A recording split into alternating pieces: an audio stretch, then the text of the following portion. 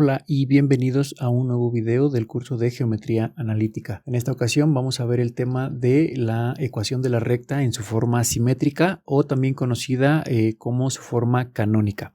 Para poder determinar una ecuación de este estilo, lo primero que vamos a revisar es que podríamos tener una línea recta como la que vemos aquí en el dibujo o cualquier orientación de línea recta. Puede ser, por ejemplo, así con un poco de menos pendiente, puede ser alguna otra con una pendiente todavía menor o incluso alguna que tenga una pendiente positiva. Realmente no nos interesa mucho qué tipo de pendiente tenga o qué orientación tenga, sino lo que nos interesa es determinar las intersecciones con los ejes. ¿Cuánto vale el corte con el eje de la Y? ¿Cuánto vale el corte con el eje de la X para cualquier caso? La fórmula que vamos a tener para poder trabajar con la ecuación simétrica va a ser esta: x sobre determinado número a más y sobre determinado número b igual a 1. Esta es la parte más importante, siempre nos tiene que dar un valor de 1. Vamos a ver algunos ejemplos. Muy bien, pues imagina que tenemos una serie de puntos como los que puedes ver de este lado. Vamos a definir esta línea recta. Aquí nos aparece su expresión en su forma general, únicamente hay que mover el valor de 60 hacia la izquierda, pero no nos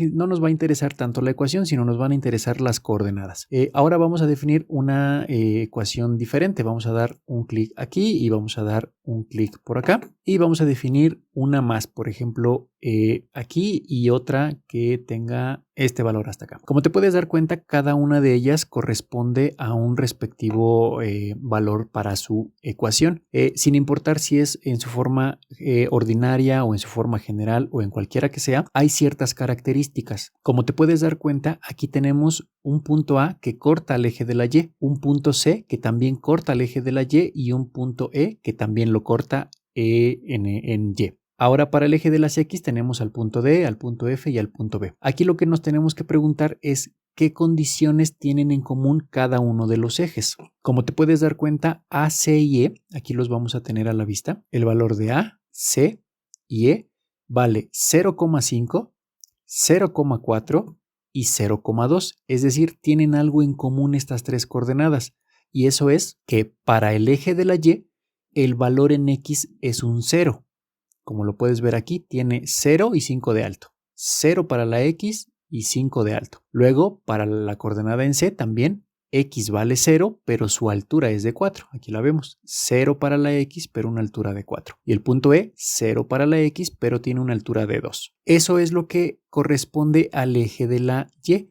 Todos los valores de X van a dar 0, mientras que para los valores del eje de la X vamos a definir la siguiente característica. Tenemos al punto D, al punto F y al punto B. El punto B tiene coordenada 12,0, mientras que el punto F tiene coordenada 11,0 y el punto D tiene 2,0. Como te puedes dar cuenta, para este caso, cuando estamos hablando del eje de la X, ahora el que vale 0 es la Y, ¿sale? Tenemos un punto B en 12 para la X, pero no hay altura, o sea, vale 0. El punto D también tiene 2 para la X, pero no tiene altura, entonces vale 0, y lo mismo para el punto F. Estas características siempre se van a presentar cuando nosotros queramos determinar cuál es el corte con el eje de las X o con el eje de las Y. De eso se trata la ecuación en su forma simétrica.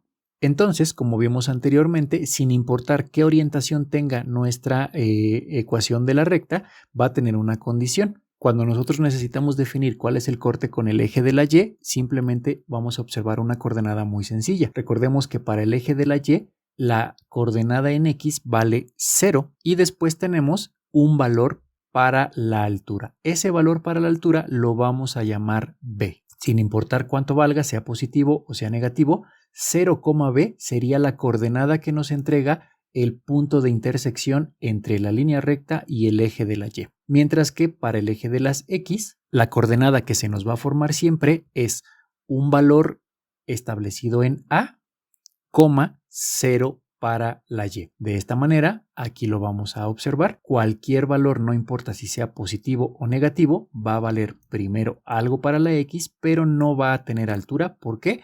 Porque lo que queremos es la intersección con el eje de la X. De esta manera, entonces podremos determinar cuáles son los cortes a partir de la fórmula en su forma simétrica.